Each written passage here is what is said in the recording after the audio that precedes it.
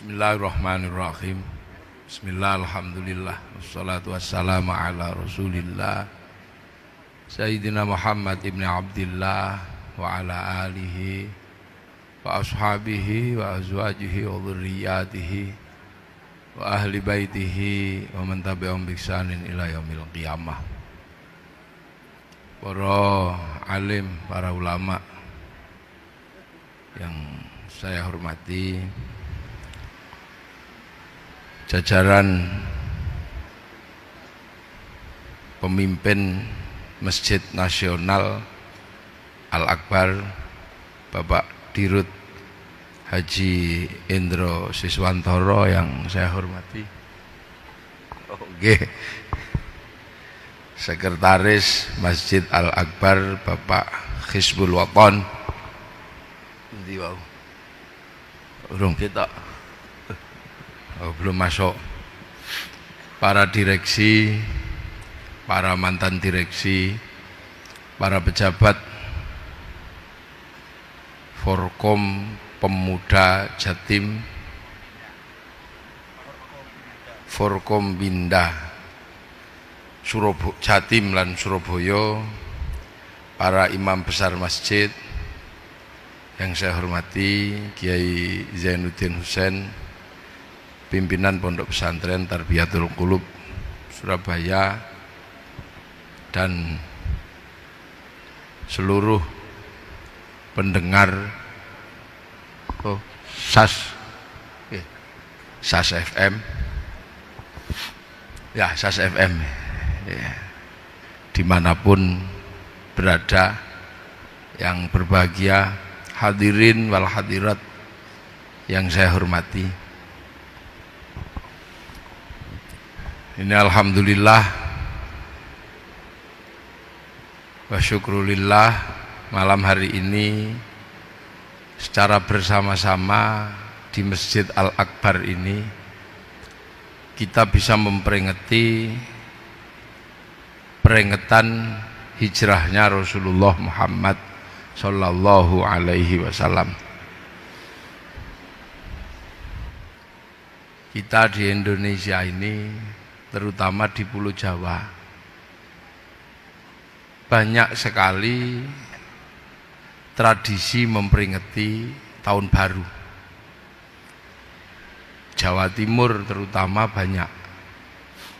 Ada yang memperingati tahun baru Hijriyah dengan cara mandi.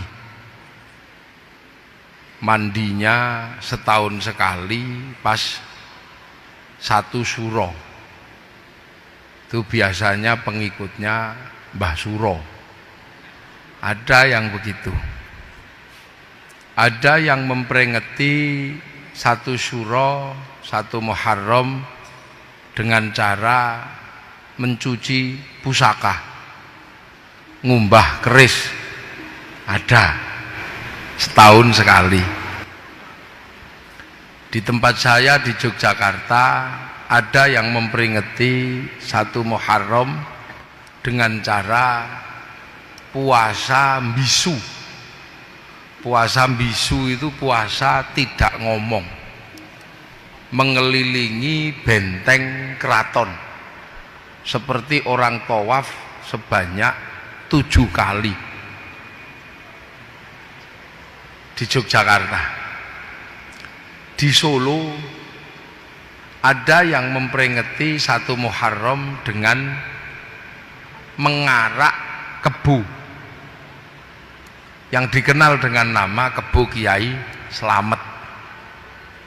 Keliling benteng, lah nanti kalau kebunya itu neletong, ngerti neletong ya? Kebunya itu kalau neletong itu nanti dibikin royoan. Loh, ojo guyunya. Nanti kebu taeknya itu, teletongnya itu bikin royoan. Yang belum punya suami, pengen punya suami, tabarukan teletong kebu. Yang jual mobil nggak laku-laku, tabarukan teletong ke kebu. Berarti kalau kebunnya sudah mulai jengking gitu, udah gitu, udah itu sudah ancang-ancang kayak orang mau lari itu, kayak orang maraton lari udah. Nanti kalau begitu telepok itu udah royoan. Nanti ada yang kebagian segegem, ada yang kebagian sak dulit tok, ada yang kebagian di tubuhnya karena kecipratan, nanti dikumpulkan terus dibawa pulang. Nah, ini cara-cara yang berbeda. Ada yang pengajian di Dubai memperingati 1 Muharram dengan menyalakan petasan di Tower Al Buruj, itu di Dubai. Di Malaysia sama, memperingati dengan lari pagi, lomba. Kalau di sini lari berhadiah umroh dan sepeda, jalan bersolawat. Di Brunei juga sama meriahnya. Di Jeddah keramaian luar biasa menyambut 1 Muharram.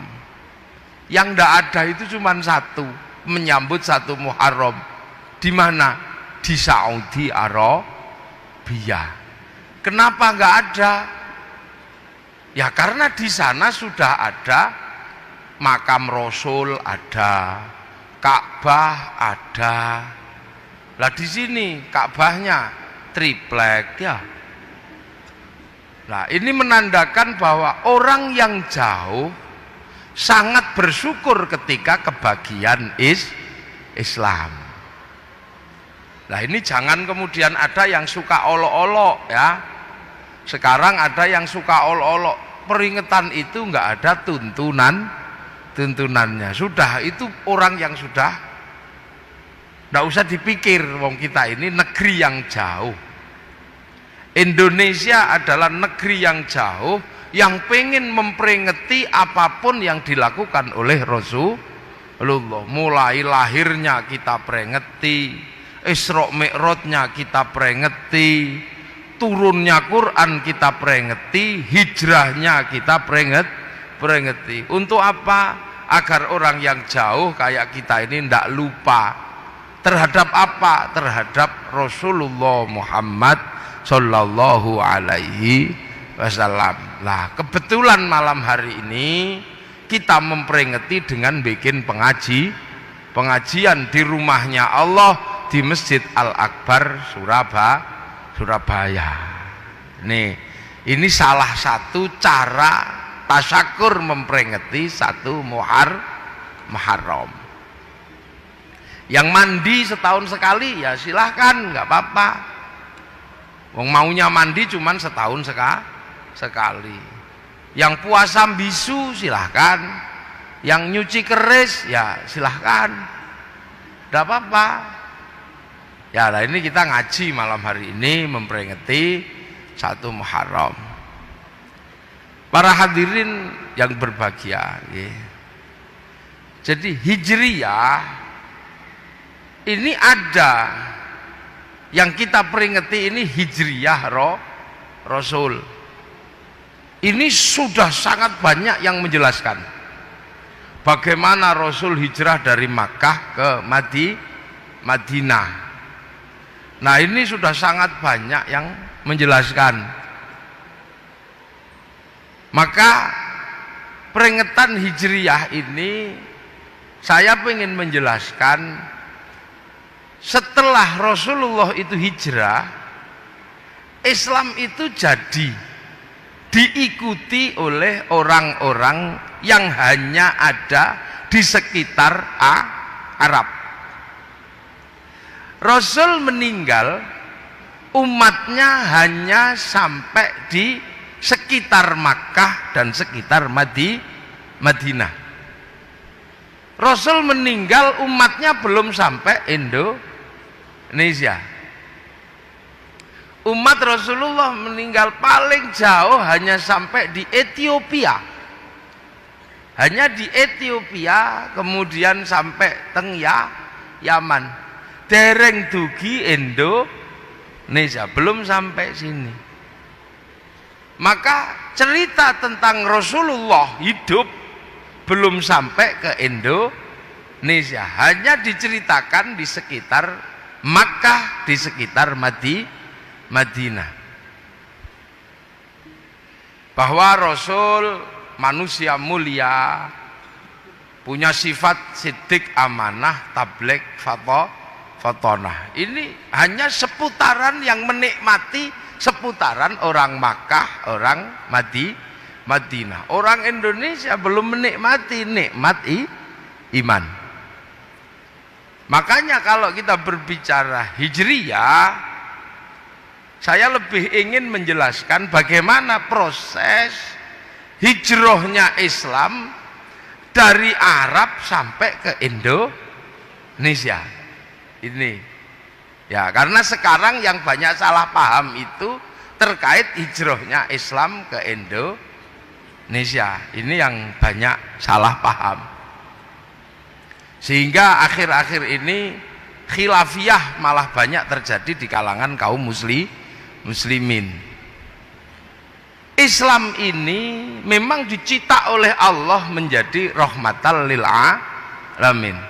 Seluruhnya dicipta untuk mendapatkan nikmat iman. Lah kita ini ya termasuk orang yang sangat jauh dari Rasulullah. Kalau kita melihat Rasul itu di sekitar Makkah dan di sekitar Madinah, kalau sampean haji ya, kita datang ke Mesir, setelah Mesir masuk ke Afrika. Afrika itu negeri yang tidak jauh dari Arab, hanya ngelompati Mesir. Itu tidak kebagian agamanya Allah Subhanahu wa ta'ala. Eropa ini hanya ngelewati negara namanya Maroko. Dari Maroko ngelewati kampung namanya Casablanca, terus Tangier. Ini juga nggak kebagian agamanya Allah Subhanahu wa ta'ala. Lah kita ini di Indonesia yang sudah sangat jauh, kita masih kebagian agamanya Allah Subhanahu wa ta'ala. Kita ini jauh, naik pesawat sudah 9 jam, 10 jam. Ini negeri yang sangat jauh, negeri yang mungkin tidak ada dalam kamusnya para sahabat. Sebutannya apa? Negeri Rasulullah itu disebut negeri Arab. Keluar Arab dikit namanya A'robi, mirip orang Arab. Itu sampai di Yaman, sampai di Suriah, itu sebutannya A'robi, sudah mirip orang Arab.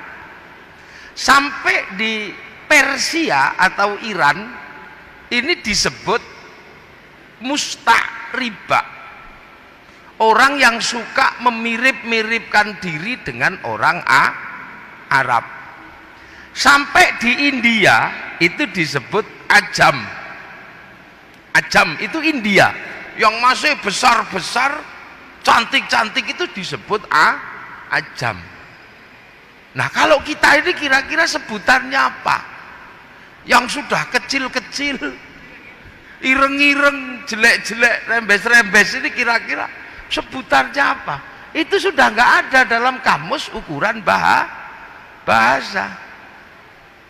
Tapi hari ini orang-orang yang kecil-kecil, jelek-jelek ini, rembes-rembes ini, yang tidak ada kamusnya dalam sebutan Arab, A'robi, Musta'ribah dan Ajam, hari ini Islam Indonesia menunjukkan kekuatannya menjadi Islam terbaik di dunia. Ketika Islam yang ada di Suriah runtuh, ketika Islam yang ada di Afghanistan runtuh, yang ada di Eropa musnah, kekuatan Islam terbesar hari ini ada di Indonesia. Orang haji paling banyak dari Indonesia. Masjid paling banyak di Indonesia. Tempat sholat paling banyak di Indonesia. Orang hafal Quran paling banyak Indonesia. Nah, ini jadi pertanyaan orang.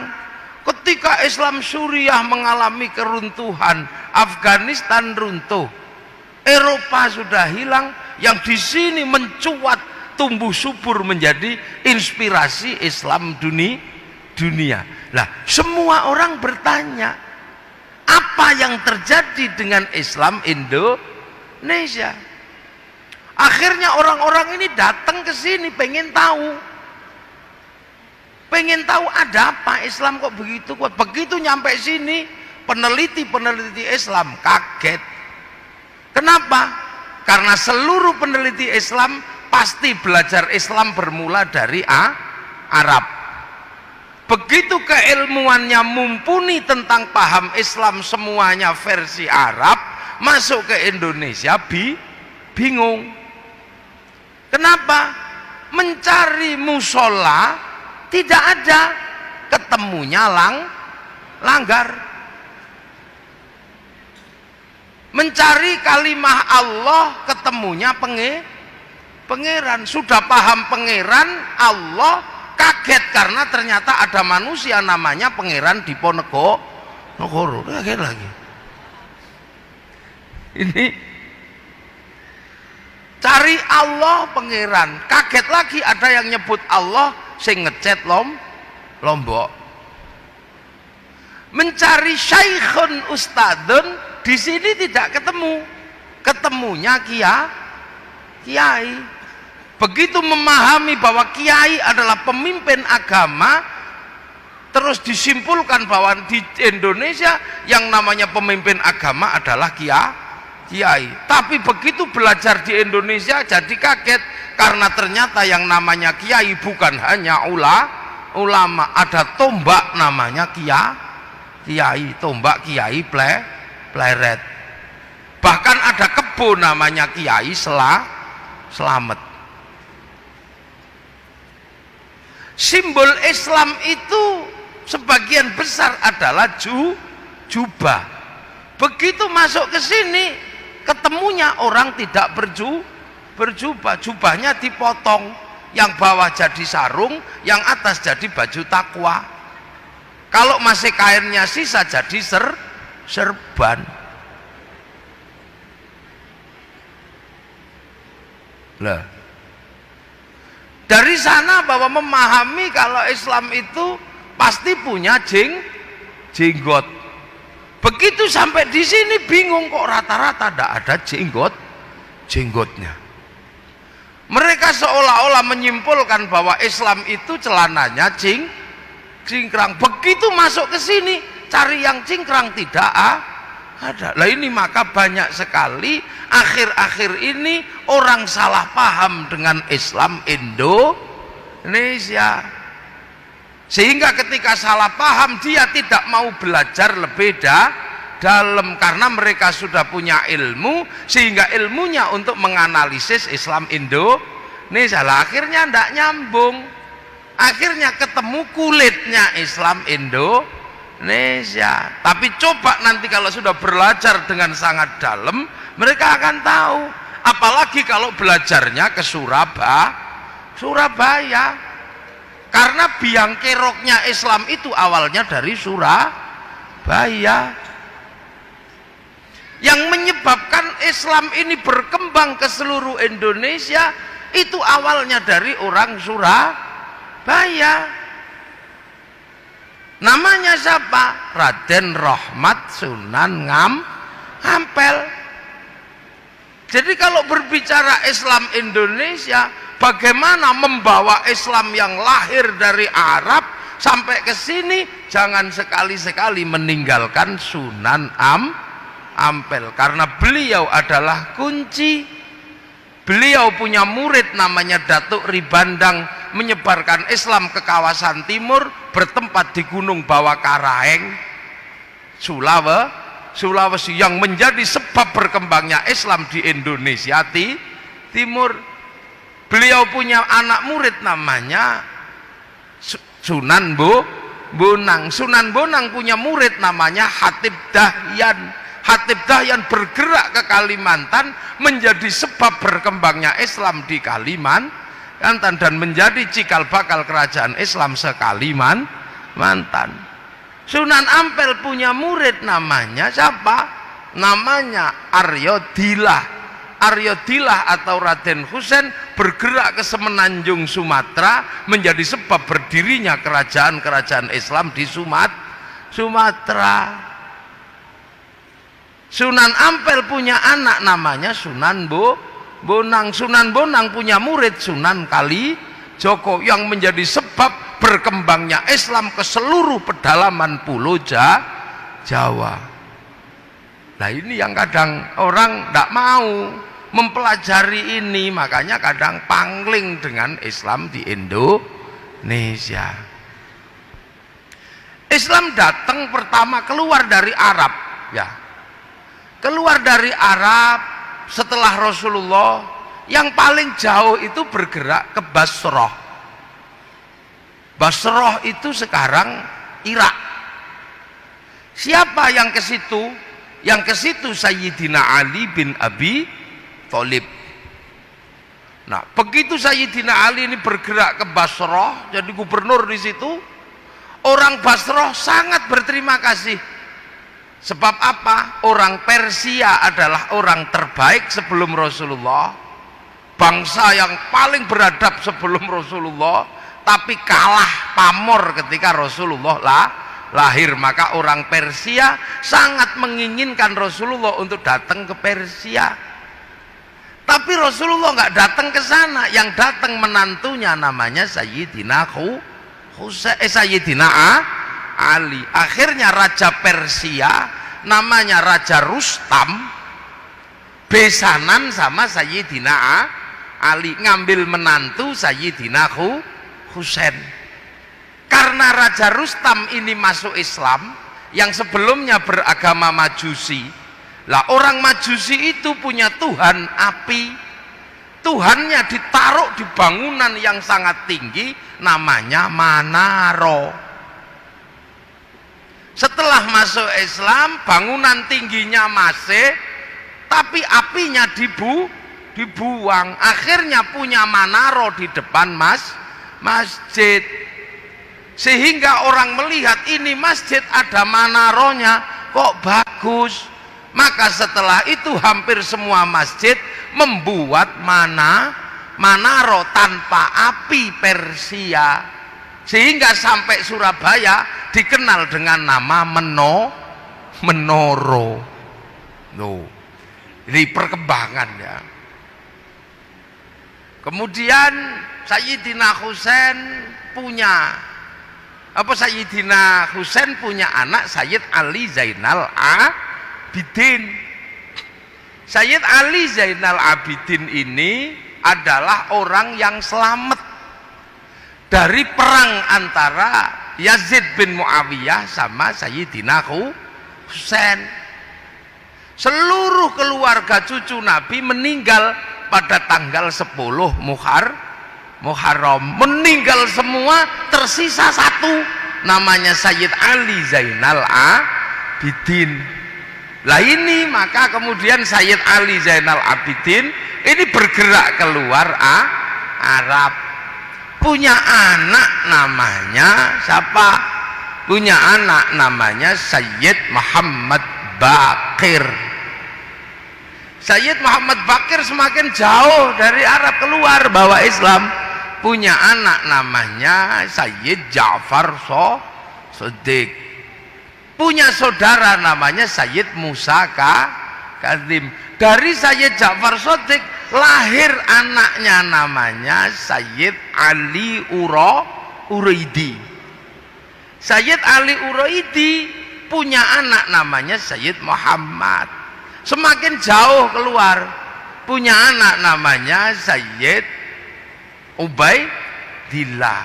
Sayyid Ubaidillah punya anak namanya Sayyid Isa An-Naqib, punya anak namanya Sayyid Ahmad Al-Muhajir, punya anak namanya Sayyid Alwi, tambah jauh, punya anak Sayyid Muhammad, punya anak Sayyid Alwi, tambah jauh, punya anak namanya Sayyid Ali Khalid Qosam, tambah jauh, punya anak namanya Sayyid Ahmad Sohib Mirbat, punya anak namanya Sayyid Alawi Ammil Faqih, punya anak namanya Sayyid Abdul Malik.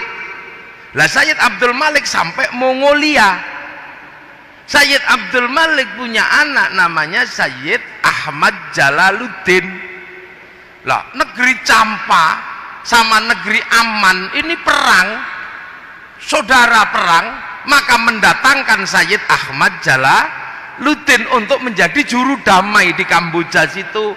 Sampean bisa bayangkan, dua kerajaan Hindu berperang, juru damainya orang Islam. Betapa hebatnya orang Islam. Wong Hindu tawur kok juru damainya orang Islam. Begitu rukun kerajaan diberikan pada Sayyid Ahmad Jalaluddin. Punya anak namanya Sayyid Muhammad, punya anak namanya Sayyid Jamaluddin Al-Husaini Al-Kabir, turun ke tanah Jawa, dikenal dengan nama Syekh Jumadil Kubro. Loh ya. Ini tak urut biar nanti nih ngajinya nanti jam 1 ya. Ini ngurut dulu biar nanti tidak keliru. Nah, begitu Syekh Jumadil Kubro sampai sini kaget, loh kok ada orang di sini ternyata nggak gede, orangnya kecil-kecil, rembes-rembes, pesek-pesek, ini gimana ini gitu. Untung Allah sudah menyatakan dalam Al-Quran, ya ayuhan nas, hei manusia, inna khalaqnakum min dzakari wa unsa wa ja'alnakum syu'uban wa qabaila. Ku bikin kalian berbangsa-bangsa. Syekh Jumadil Kubro ketemu dengan bangsa Nusantara yang kecil-kecil, elek-elek, rembes. Ini bagaimana? Begitu ketemu di sini paling susah. Kenapa? Karena Sayyid Jamaluddin Al-Husaini Al-Kabir adalah orang yang alim dalam ilmu Al-Quran. Ternyata begitu sampai sini kaget. Kenapa? Karena ketemu dengan bangsa kecil-kecil, jelek-jelek, rembes-rembes, tapi punya peradaban yang sangat maju. Jadi sampean jangan membayangkan Islam datang itu ketemu dengan hutan belantara, ketemu bangsa yang maju yang dikenal dengan bangsa Mojopahit. Sebuah bangsa yang menguasai 2/3 dunia, punya kitab rujukan politik yang namanya Negara Kertagama, punya kitab sosial yang sangat baik yang namanya Soma, rujukan dunia. Belanda mengambil kitab Negara Kertagama, hukumnya dijadikan hukum Belanda.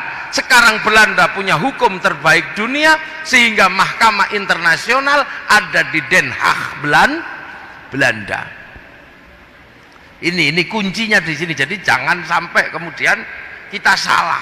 Jadi Islam datang, Syekh Jumadil Kubro ketemu dengan bangsa yang sangat maju, menaklukkan bangsa-bangsa dunia. Sebelum Majapahit, Mongolia sudah dikalahkan di tanah Nusantara. Padahal Mongolia adalah negara terkuat di dunia, penakluk Eropa, penakluk Arab. Masuk sini kalah kabut. Utusannya namanya Menci dipotong telinganya. Oh itu di sini bangsa yang sangat maju. Syekh Jumadil Kubro mau bercerita tentang surga yang airnya mengalir. Di sini air banyak sekali. Piye nek cerita ini? Mau cerita tentang air mengalir, kini Kalimas banjir. Kali Berantas airnya banyak. Mau bercerita buah-buahan isi surga, orang sini penuh buah-buahan, bahkan cipluan aja banyak. Susah menceritakan orang sini.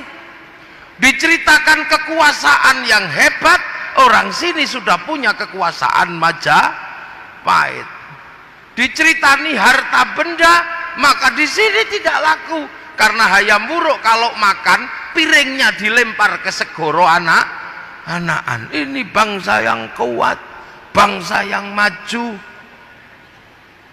Makanya kalau ada cerita bahwa Islam disebarkan oleh saudagar, sayalah orang yang tidak bisa menerima teori itu. Kenapa?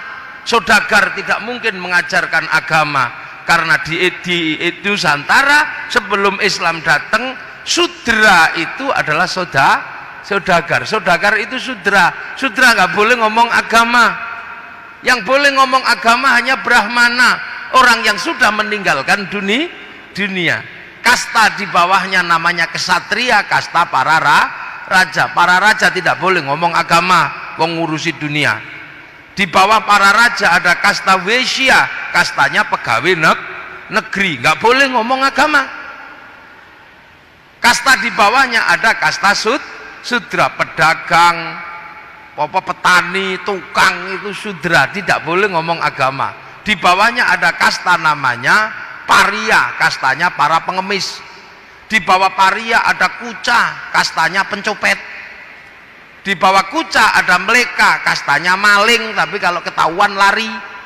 Nah, di bawah itu ada kasta candala, para begal kalau berani, kalau nyuri, tapi kalau ketahuan berani. Maka kasta sudra tidak mungkin boleh menyebarkan agama. Maka disitulah kuncinya bahwa Syekh Jumadil Kubro punya pemahaman yang sangat jauh. Ini diapakan orang kayak gini ini? Sangat susah. Maka Syekh Jumadil Kubro tidak banyak melakukan kerja, tapi mencetak generasi berikutnya. Syekh Jumadil Kubro paling ngajar Quran. Lah ketika orang Jawa diajar Quran, paling Syekh Jumadil Kubro kaget. Kenapa? Diajar alhamdu nggak bisa, karena orang Jawa punyanya hono coro, keluarnya alkamdu. Ya hayu ya qayyum ya kayuku ya yumu. Diajar Robbil Alamin, orang Jawa nggak punya huruf ain, punyanya ngo, maka keluarnya Robbil Ngalamin. Diajar dot, orang Jawa nggak punya dot, punyanya lo, maka Ramadan menjadi Romelan. Itu orang Jawa di sini ya. Maka pekerjaan berikutnya adalah Subah Jumadil Kubro menyiapkan dua anaknya. Anak yang pertama namanya Maulana Ishaq. Anak yang satunya namanya Ibrahim Asmoro Gondi. Disiapkan ini dua. Bagaimana membangun Islam di Indonesia. Tapi pada awalnya Islam ini susah. Karena di tanah Jawa tumbuh ajaran yang suka makan manusia, namanya ajaran Bhairawa Tantra. Makanya orang hebat itu Cakrabirawa, truk-truknya orang hebat Bhairawa, itu dari istilah Bhairawa Tantra. Bhairawa Tantra itu apa? Orang yang mampu melakukan ilmu namanya ngerogo sukmo. Nah, supaya iso ngerogo sukmo, orang ini punya adat namanya pancamakara. Laki perempuan udo kabeh muter melakukan hubungan seks bebas supaya nafsunya kendu, supaya pikirannya tenang minumnya arak, supaya perutnya nggak keracak kerucuk makan tumpeng, supaya nanti sukmanya keluar, tubuhnya nggak bergerak makan daging manusia. Maka di Jawa tumbuh sumanto. Setelah itu di sini lahir orang-orang yang mampu ngerogoh sukmo. Sukmone pergi diajak nyuri, namanya ngepet. Sukmanya pergi jak bunuh orang, namanya santet. Sukmanya pergi jak mencintai perempuan, namanya pelet. Di Jawa tumbuh santet, pelet, ngepet. Beberapa kiai mati dimakan sama orang ini untuk upacara. Tempat upacaranya namanya kesetra. Maka setiap daerah kalau ada namanya setro, itu adalah dulu pusat persembahan Bhairawa Tantra. Yang saya tahu di Gresik ada 3. Nah, ini yang kemudian menghasilkan cerita beberapa kiai dimakan, akhirnya didatangkan kiai yang nggak bisa dimakan. namanya Sayyid Samsuddin Al-Baqir Al-Farsi. Ilat Jawa susah nyebut Sayyid Samsuddin Al-Baqir Al-Farsi, maka di Jawa dikenal dengan nama Syekh Subakir. Dikejar-kejar sama Syekh Subakir, lari. Sebagian lari ke barat, sebagian lari ke timur. Yang lari ke timur naik ke Gunung Kawi Malang, lari ke Alas Purwo Banyuwangi. Lah di Alas Purwo dipimpin pemimpin Bhairawan namanya Menak Sembuyu Bajul Sengoro. Syekh Subakir sudah sepuh, maka muridnya namanya Mbak Ishak putra Mbah Jumadil Kubro ngejar ke Banyuwangi. Akhirnya Menak Sembuyu menyerah, anaknya yang perempuan dikasihkan sama Mbak Maulana Ishak. Pernikahan itu melahirkan Raden Ainul Yakin Sunan Giri, makamnya Gresik. Ya, lah sebagian lari ke Kediri, berpusat di Patung Totok Kerot daerah Pagu Pamenang. Lah ini akhirnya dikejar sama Sunan Bonang putra Sunan Ngampel, cucu Babrohim Asmoro Kondi, putranya Syekh Jumadil Kubro. Sampai di Kediri diajar sama Sunan Bonang. Sebelum lari ngejar ke Kediri, bertapa dulu di daerah namanya Bawean. Maka orang Bawean merasa memiliki Sunan Bonang. Akhirnya nyerah orang Kediri tadi, Bhairawa. Akhirnya bareng nyerah, ya sudah, muter-mu tetap gak apa-apa, tapi jangan telanjang, dikasih baju arak haram, diganti teh kopi atau air putih. Tumpeng itu halal gak apa-apa. Ingkung manusia diganti ingkung pitik, ingkung ayam. Mantra ngrogo sukmo diganti kalimat tauhid la ilaha illallah. Maka Islam penerus Wali Songo ndak ada yang komplain masalah tumpeng, sebab ngerti itu tinggalannya Sunan Bonang. Tapi Pak yang baru datang ke Indonesia pangling, ini bikinan siapa? Wong di Arab tidak ada. Makanya sekarang banyak yang musyrikan tumpeng. Tapi pengikut para Wali Songo, orang-orang Surabaya, nggak ada yang mempersoalkan tumpeng. Lila ya, mulai nyantol ya. Nah kok sih ini ngajinya nanti jam 1 ini ya. Nah, pekerjaan berikutnya Mbah Ibrahim Asmoro Kondi masih berbicara tentang iki gimana ini. Akhirnya yang baru paham adalah Sunan Ampel. Ini baru mulai paham bagaimana mengislamkan orang Jawa. Mulai paham karena sudah generasi ketiga lah ini Sunan Ampel. Ini kalau saya langsung bilang Allah pasti ribut. Ini kalau saya bilang ini pasti ribut. Akhirnya apa? Sunan Ngampel yang pertama dilakukan adalah mencari takbir di dalam Al-Quran. Nah ini takbirnya di dalam Al-Quran. Gimana cara nanem Islam di sini ini? Nah maka Mbah Ngampel ketemu takbir ayat Al-Quran apa? Mathaluhum fit Taurat wa mathaluhum fil Injil kazar'in akhraja syat'ahu fa'azarahu fastaghlaba fastawa ala suqih yu'jibu zurra al-yaghidhu bihimul kuffar. Islam itu sudah digambarkan di Taurat dan Injil seperti tanaman. Kazar'in akhraja syat'ahu kang metu napa nggih? Syat'an niku nek cara anakan sing saking bonggol niku lho napa nggih? Akan metu anak-anakane sing tukul teko bonggoli. Akhraja syat'ahu fa'azarahu. Lah mengko terus kembang mbokne karo anake niki wohe bareng. Fastaghlaba terus ngempel. Fastawa ala suqi terus akhire ngebaki pasar medeni wong kafir. Tanduran sing metu tungute niki terus mbokne apa bar metu sungute terus mbokne karo anake wae barengi apa?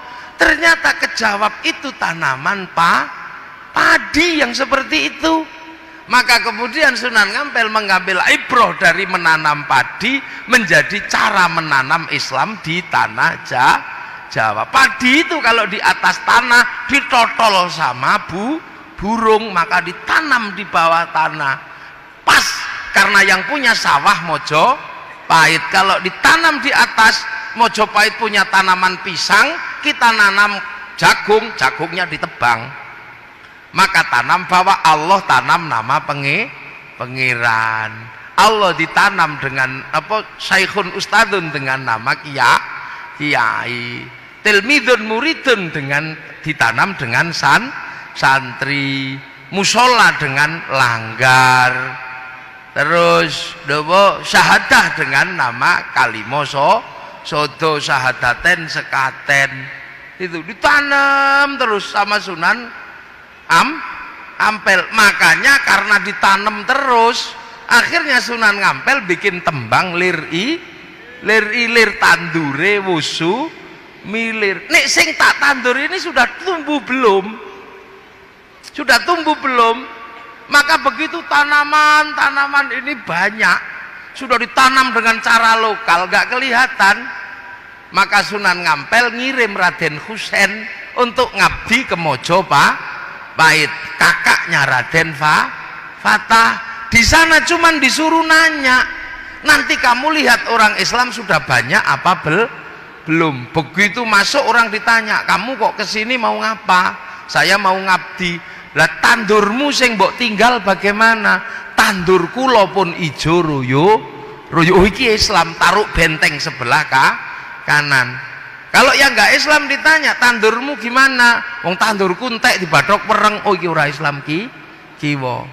Mbok blimbing, ya blimbinge ora iso tak penek sebab lunyu. Oh iki Islam gele benteng tengen. Nek ra Islam tanang blimbingmu piye? Wis entek di badok codot. Oh ndak Islam. Begitu benteng kiri benteng kanan sudah banyak, dikabarkan kepada Sunan Ngampel sudah banyak. Ketika dikabarkan sudah banyak yang tidak sabar, pengen secepatnya ngantem Mojopahit. Akhirnya tumbuh orang yang sangat keras, pengen secepatnya menghancurkan Mojopahit karena ada kabar sudah banyak di benteng kanan, benteng kiri. Lahirlah pasukan jihad pertama di dalam Islam di tanah Jawa, dipimpin Mbak Usman Sunan Ngudung. Mbak Usman Sunan Ngudung bapaknya Sunan Kudus, dibantu Mbak Abdul Qadir Sini Tankimhan, langsung nyerbu Mojopahit. Tapi Mojopahit masih sangat kuat sehingga pasukan pertama tumpes di tangan Majapahit. Seluruh kuburannya sekarang bisa kita ziarahi di Troloyo, Trowulan, Mojokerto, namanya kuburan Srengenge. Jadi itu kuburan FPI pertama atau Laskar Jihad pertama di situ.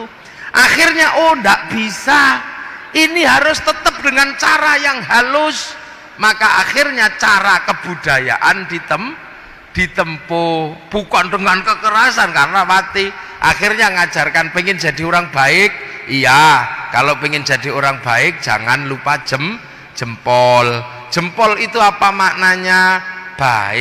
Baiknya jempol gak sempurna kalau gak ada jentik. Maknanya jentik, jangan otak-atik punya orang lain, ojo otak-atik barange liyan, ojo nyolongan. Enggak didalili asyariku wasyariqatu faqtau aidiyauma. Hadisnya lau anna Fatimah binti Syaraqat laqattu yada. Enggak cuman ojo otak-atik barange liyan, iki tak jenengke jentik soalnya gue nginjen silite pitik ngono tok. Iki jari manis dadi wong sing manis ning aja manis-manis rai, aja dadi penjilat. Iki penunggul dadi wong sing unggul tapi aja sombong. Iki penuduh nek iso nuduhke wong sira dadi jempol. Tapi karepe nek wis jempol kabeh kudu dimusnahkan. Seluruh yang jelek harus dimusnahkan. Mula digekke lagu jentik penunggul patenono aja di dulur tuwa malati. Jadi walaupun sudah menang jangan semena-mena. Nek ada manten baru depan rumah suruh ngasih cengkir gedang tebu. Aku wis kenceng pikirku, mantenku wis tak geget-geget, wis tak gadang-gadang, aku wis mantep gek ndang mlebu. Begitu. Kalau bikin rumah suruh bikin kasih pisang di atas wuwungan. Supaya apa? Supaya nek tukangnya lapar ndak naik turun cari makanan. Saya golek lho itu cara-cara. Yang paling susah adalah mengajarkan bagaimana orang itu meninggal. Kalau ajaran Hindu meninggal adalah reinkarnasi, lah kalau Islam inna lillahi wa inna ilaihi raji'un.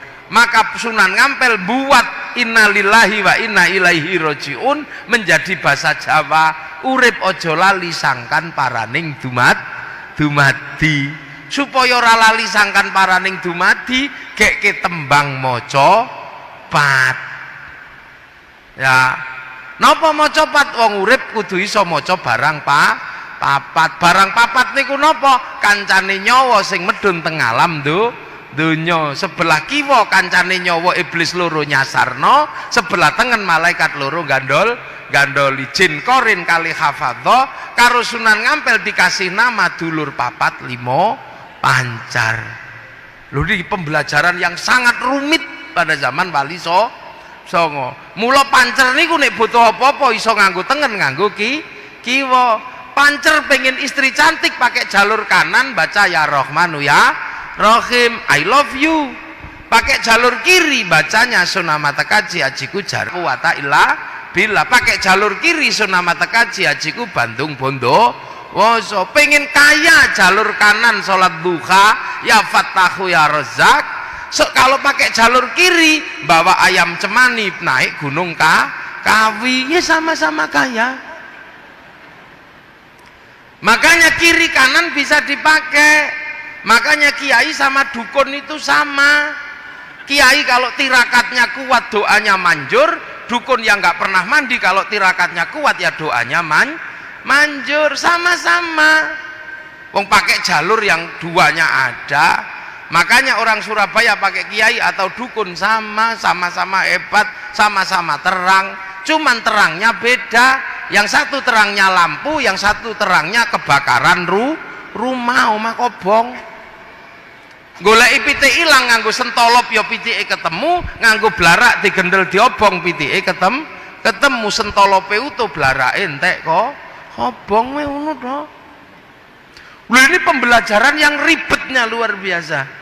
Maka tembang yang pertama namanya tembang mocopat itu Mas Kumambang, kemambange nyawa medun alam donya. Setelah Mas Kumambang tembange mijil, menungso mijil lahir lanang lahir wedok. Setelah mijil tembangnya kinanti, kecil-kecil sangoni kanti agama kanti akhlak diajar ngaji. Kalau nggak cepat diajar ngaji kinanti, anak menungso kesusul tembang sinom bakal dadi cah enom wis mulai ndap blek.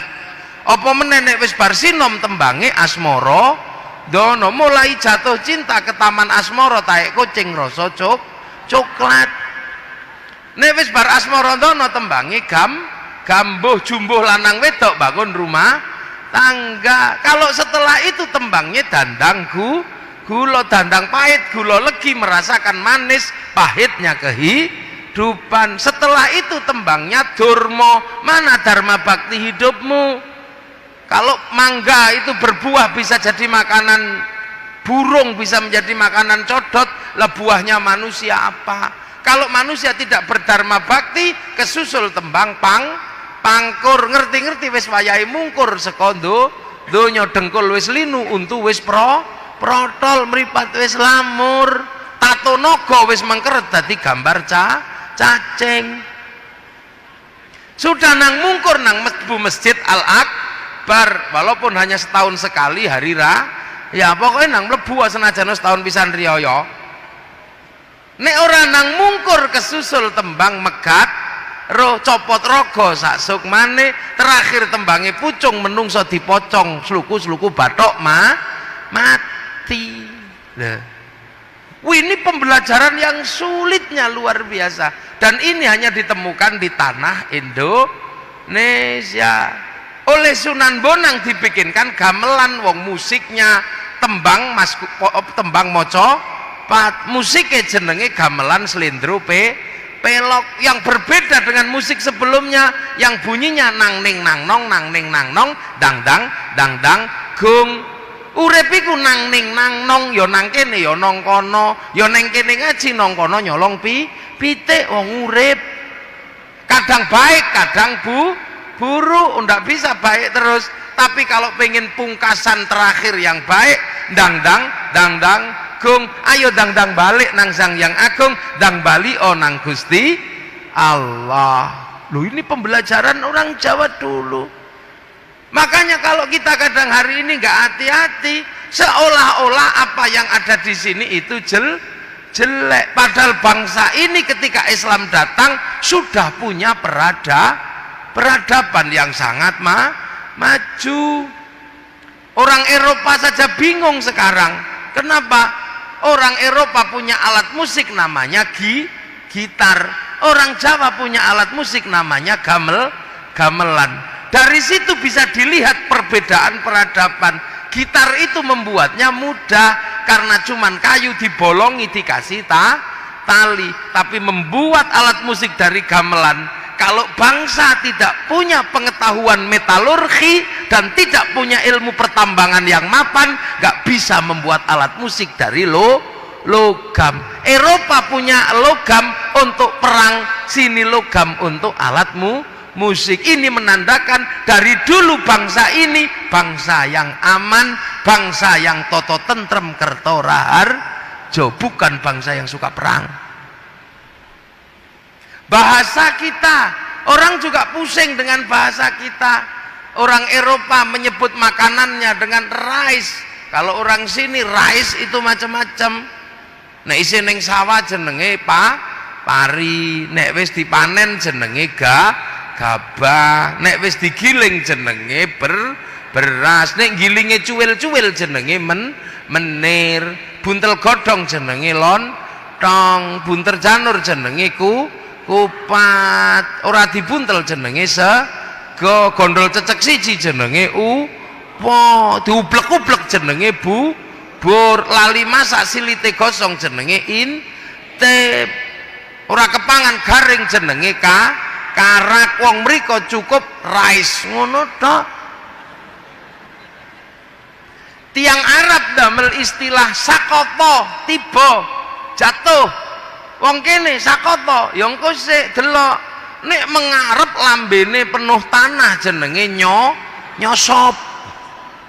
Nek ngene bluk jenenge jungkel.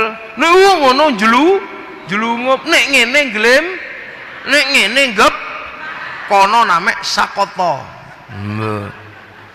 Orang Eropa, orang Arab menyebut sleep utawa naum. Oke nih, nanti dulu nek Pak Direktur nendro sare tilem, kalau kekasih kita bubuk.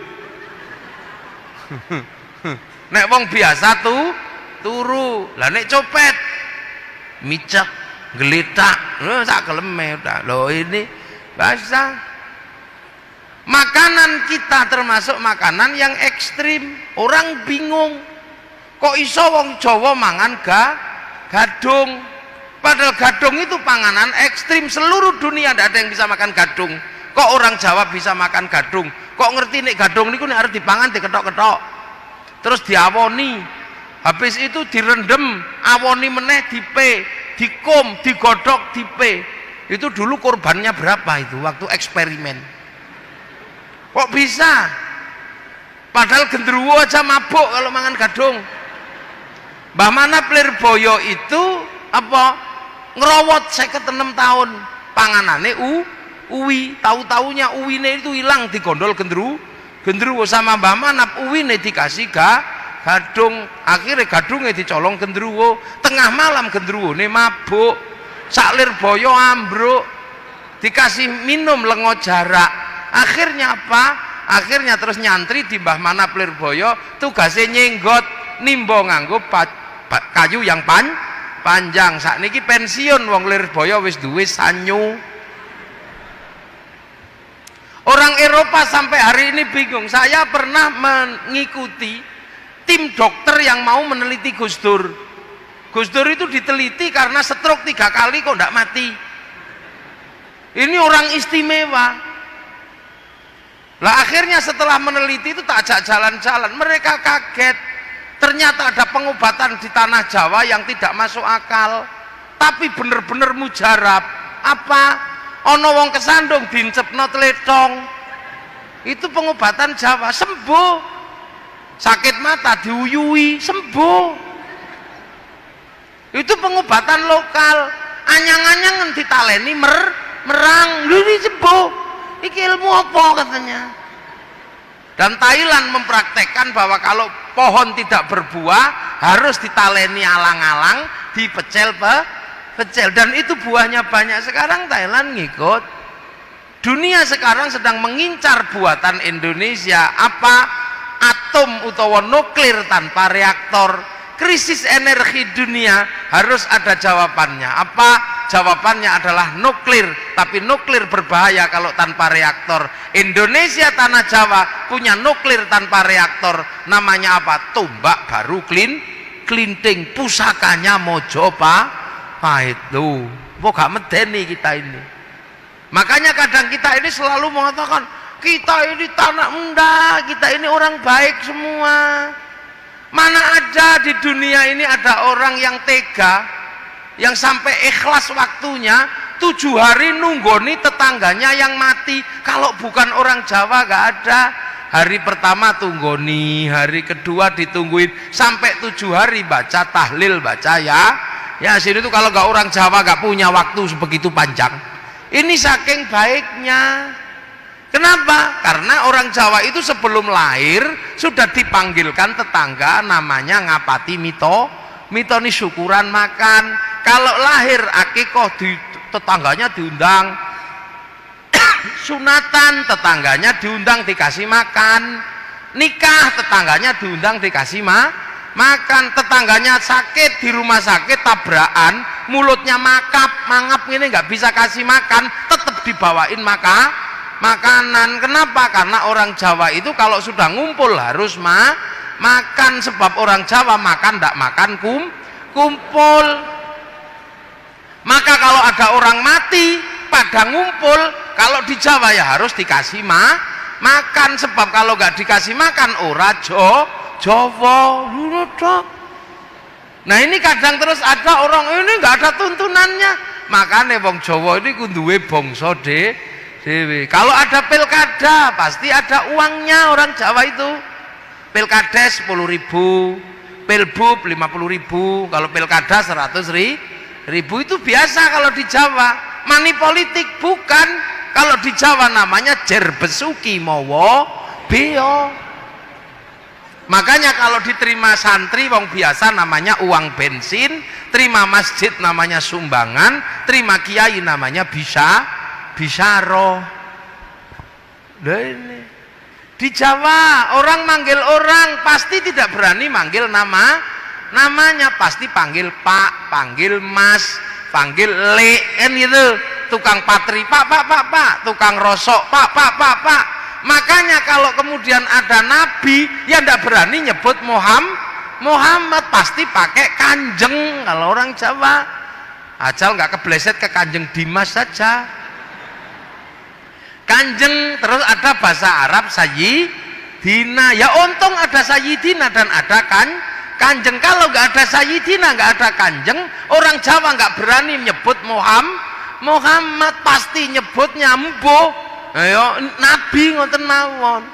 Lah itulah orang Jawa, kalau manggil orang besar tidak berani manggil namanya. Makanya kalau di Jawa ada orang manggil Muhammad itu ora Jawa. Loh itu loh. Lah ini kadang kita ini punya, terus ngumpul ada orang mati bacain Yasin misalnya. Ya orang Jawa nyebutnya Yasinan, bacain tahlil orang Jawa nyebutnya tahlilan. Bahasa Arab bukan itu bahasa Jawa. Orang Jawa kalau beli katok belum dipakai ya namanya katok, kalau sudah dipakai namanya katokan. Orang Jawa kalau beli sarung ya beli sarung, kalau belum dipakai, kalau sudah dipakai sarungan. Sama juga tahlil kalau belum dipakai, kalau sudah dipakai tahlilan. Yasin kalau belum dipakai, kalau sudah dipakai ya yasinan. Akhiran an itu menandakan sudah dipakai. Loh itu bahasa Jawa. Makanya ojo gumun di sini nih. Inilah ya. Nah inilah maka kemudian akhirnya ini peradaban sudah mapan, harus diajar apa? Akhirnya para wali bersepakat iki kudu diulang, kenal Gusti Allah. Pelajarannya apa? Pelajarannya adalah pelajaran iman dan berbuat baik. Nah, pelajaran iman dan berbuat baik pada manusia di dalam Al-Quran disebutkan apa? Laqad khalaqnal insana fi ahsani taqwim. Dan manusia adalah makhluk terbaik, tapi ini makhluk terbaik versi Indonesia. Yang jelek-jelek, pesek-pesek, rembes. Jadi ahsani takwim model Indonesia. Kalau ahsani takwim model Arab itu cantik-cantik, ganteng-ganteng, bangir. Ahsani takwim model Eropa, tinggi besar, rambutnya merah. Ahsani takwim model Afrika, hitam gosong kayak kopi goreng. Ahsani takwim model Cina, tembem-tembem, pipinya sipit. Ini yang bikin siapa? Allah. Nggak usah protes. Ini yang kemudian disebut ukhuwah basyariyah. Jadi perbedaan ini Allah yang bikin. Kenapa yang di Arab dibikin cantik sama ganteng? Ya kira-kira. Apa kira-kira? Karena di Arab nggak ada air, susah air. Makanya kalau dibikin cantik, dibikin ganteng, aman. Walaupun nggak mandi juga tetap cantik, tetap ganteng. Yang dibikin di Arab gitu, yang dibikin di Eropa, kenapa tinggi besar, rambutnya merah? Karena di sana ada musim dingin. Kalau musim dingin kok dibikin kecil gini, katuen mati. Loh, orang Eropa kalau musim dingin kan nggak punya matahari, kulitnya berubah kayak kulit tekek karena pigmennya hilang, sebab hilangnya sinar ultraviolet. Maka datang ke Indonesia dede, mereka kalau kesini udo itu dede, bukan porno. Sampean aja sing ngeres. Orang Eropa kalau musim dingin nggak punya ikan karena ikannya jadi sungainya jadi es. Maka di musim panas mengawetkan ikan menjadi sarden untuk dimakan di musim dingin. Lah sampean ngapain ikut makan sarden? Wong sampean nyerok iwak ada, nggak dapat ikan ya kodok-kodok ya dapat ya.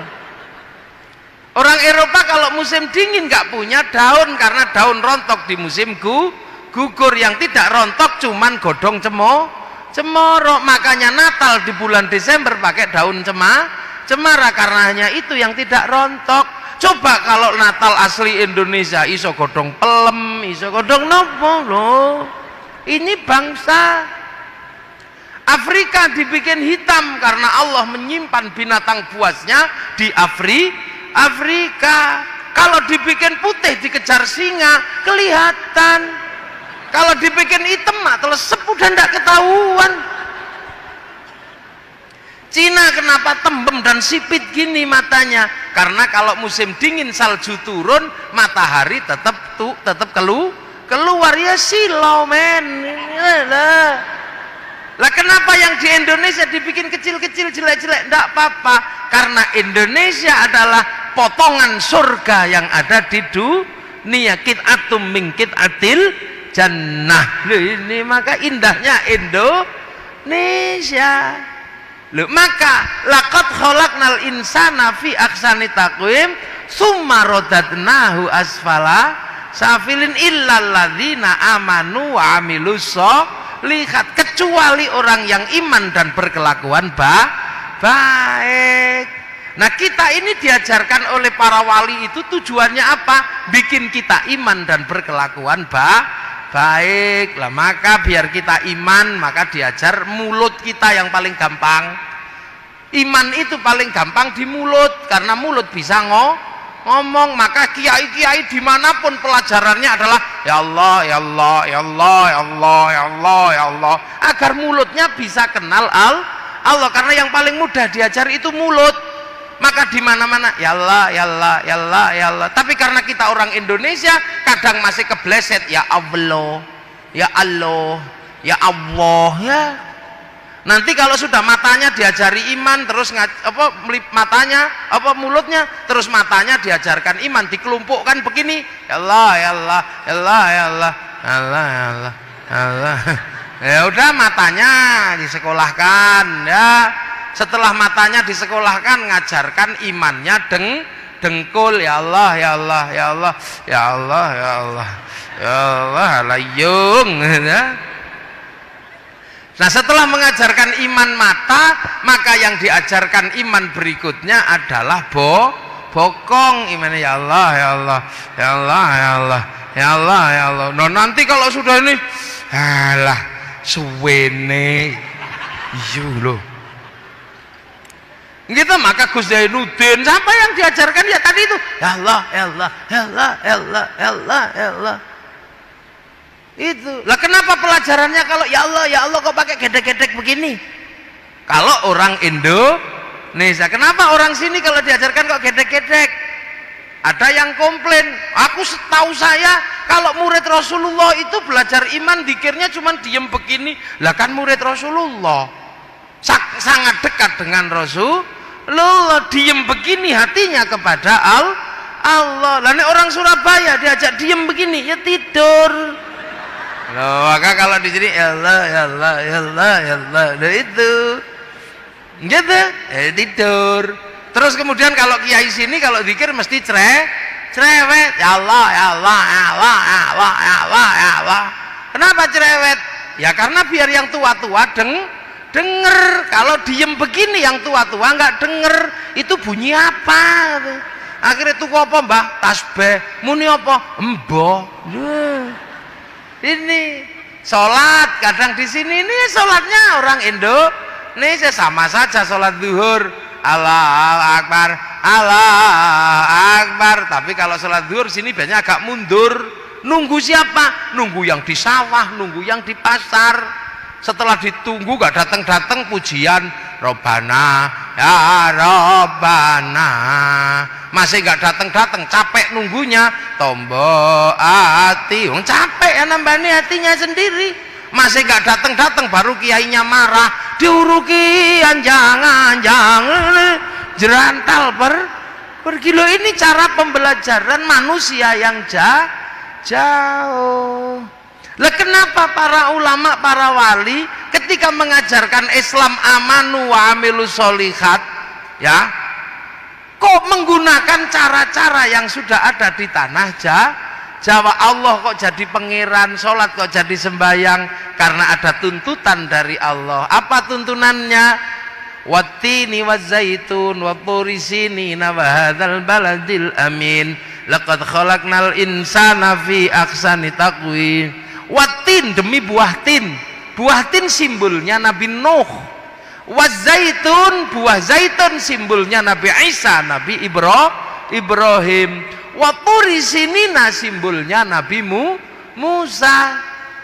Lah sekarang simbolnya Nabi Muhammad apa? Wahadzal baladil amin, demi keamanan dan ketentraman sebuah bangsa dan negara. Maka amanu wa amilus sholihatnya, diajar iman dan beramal soleh bagi orang lakot kholaknal insana fi aksani takwim, yang aksani takwimnya Indonesia, maka baladil aminnya Indonesia. Maka kalau mengajarkan aman wa amilus sholihat di Indonesia, jangan lupakan bentuk keamanan sebuah bangsa dan negara, jangan lupakan wahadzal baladil amin. Lah ini loh, makanya kenapa aman wa amilus sholihat kayak Hizbut Tahrir kok dilarang oleh negara? Karena Hizbut Tahrir ngajarkan aman wa amilus sholihat tapi lupa wahadzal baladil amin, lupa keamanan dan ketentraman sebuah bangsa dan negara yang dalam hal ini Indonesia. Kenapa kemudian Pak Bashir mengajarkan amanu wa amilus sholihat ditangkap sama tentara Densus? Karena Pak Bashir mengajarkan amanu wa amilus sholihat tapi mengingkari wahadzal baladil amin. Lah ini malah ngerusui ini. Makanya kalau mengajarkan amanu wa amilus sholihat jangan lupakan bentuk keamanan sebuah bangsa dan negara. Jangan lupakan wahadzal baladil amin. Suriah mengajarkan amanu wa amilus sholihat gagal membentuk wahadzal baladil amin. Islamnya kocar kacir.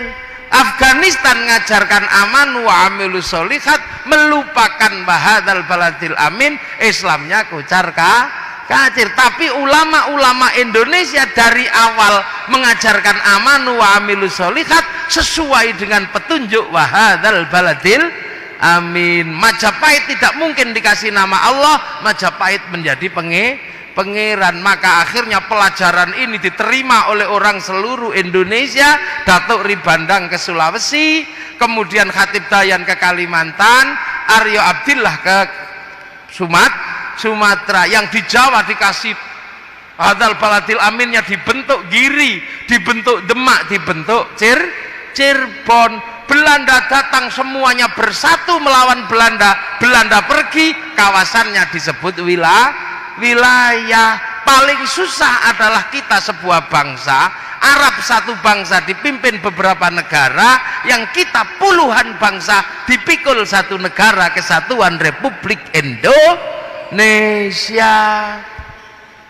Maka tidak mungkin kalau Allah dikasih nama pangeran, maka qul huwallahu ahad dengan diganti dengan ketuhanan yang Maha Esa. Perbedaan semua bangsa bersatu dalam satu negara tidak mungkin menggunakan hamba dan raja, kawulo dan gusti. Maka para wali mengambil istilah Rasulullah, kullukum ra'in wa kullukum mas'ulun an ra'iyati. Dan hanya ulama Indonesia yang mampu mengambil kalimat ra'iyah menjadi rakyat di Indonesia. Satu-satunya orang Islam di dunia yang mampu mengambil kalimat ra'iyah menjadi rakyat hanya ulama Indonesia. Ini cara pelan. Akhirnya apa kita jadi? Kenapa? Islam datang tidak mengingkari baladil amin Indonesia. Dan para ulama mampu mengajarkan Islam, mampu membentuk wahadzal baladil amin. Amma ba'du. Nah, ini muqaddimah selesai. Lah ini belum mulai. Saya kan tadi sudah bilang, saya baru mulai muqaddimah dulu. Lu ngaji kalau nggak pakai muqaddimah diterimanya susah nanti. Ini makanya ini saya sampaikan, ini baru amma ba'du, biar nanti jelas, biar kita ini tahu kenapa kemudian para ulama kalau ngajar Islam kok dengan cara-cara ini. Haji kenapa tidak langsung disuruh sana, tuh tengok Ka'bah, kok pakai latihan dulu di sini dengan Ka'bah palsu di alun-alun Surabaya. Labbaik Allahumma hajjan, pakaiannya ihram, Ka'bahnya triplek. Kenapa itu ditempuh? Ini semua adalah dalam rangka memasukkan Islam pada sebuah bangsa dan negara yang berbeda dengan bangsa Arab. Rasulullah orang Arab pasti punya jenggot. Orang Indonesia ras Smith, tidak ras Mongoloid, gak punya jenggot. Maka ulama dulu gak ada yang berdebat masalah jenggot di Indonesia. Mau jenggot ya jenggotan, mau ndak ya ndak apa-apa, ndak usah ribut. Wong kita bangsa Mongoloid. Nabi ini orang Arab, rasnya Smith, bisa makan pakai 3 jari karena yang dimakan kurma sama roti. Lah orang Indonesia makanannya soto. Kalau memaksa 3 jari, sotonya kocar kacir. Rasulullah di Arab kurbannya unta. Kalau di sini tidak tumbuh unta, tumbuh wedhus sama sapi, maka kurbannya sapi. Kalau maksa kurban pakai unta ditangkap polisi karena nyuri untanya kebun binatang Surabaya. Loh, dari dulu kan nggak ada ulama berdebat yang begitu. Akhir-akhir ini aja banyak orang yang tidak lagi memahami hakikat Islam yang ada di Indonesia. Nggak kenal. Orang Arab di sana yang perempuan bisa pakai jubah panjang, nutup auratnya pakai jubah. Kalau orang sini nutup auratnya pakai celana. Kenapa? Kalau pakai jubah panjang yang perempuan tidak bisa derep, tidak bisa tandur, kan susah. Mau ditanahnya cemek, tapi tetap tutup aurat. Ya ini. Puasa ya sama aja, cuman kalau puasa di Indonesia pakai mercon malam-malam tuk-tek.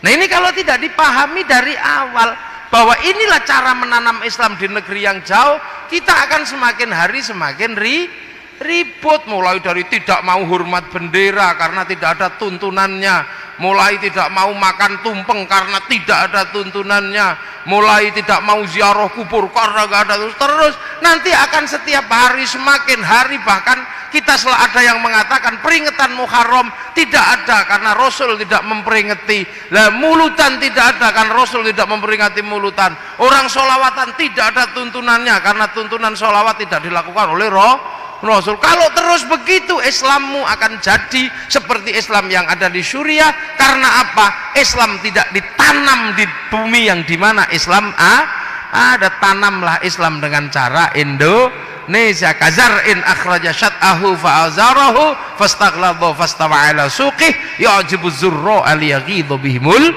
kuffar. Al-Fatihah.